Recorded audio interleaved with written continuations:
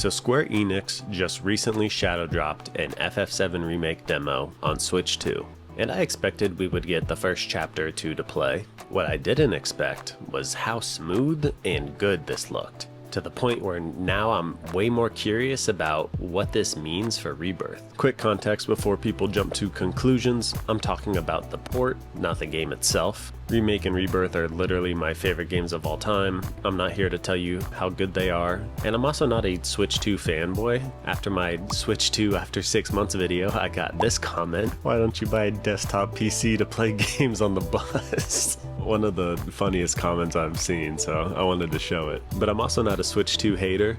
That comment was out of line for what I said in the video, because I actually had a lot of praise for the system, and I'm still hyped for its potential. But anyways, you can watch that video if you're interested. Back to the demo. This is an amazing port. Does it look and run as well as on PS5? Of course not, but if I'm gonna be honest, and while it has been a year since I last played Remake, I've played it like 4 or 5 times, and it looks really close to what I remember off the top of my head. And think about it for a minute.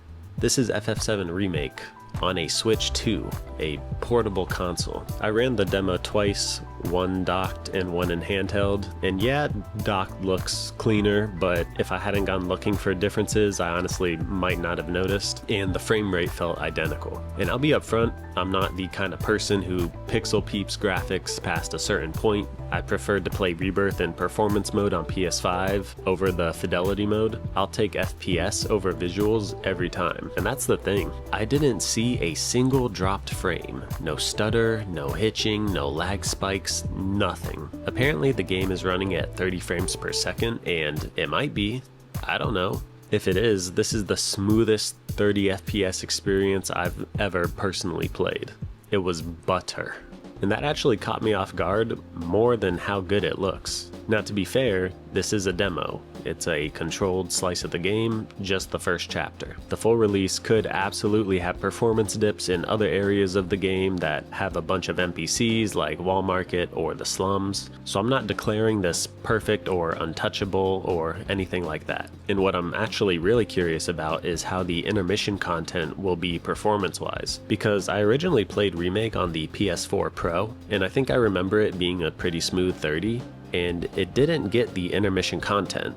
That was PS5 only. And maybe it's already been officially answered, but was the PS4 and PS4 Pro just not able to handle it? Or were they trying to push people onto the PS5?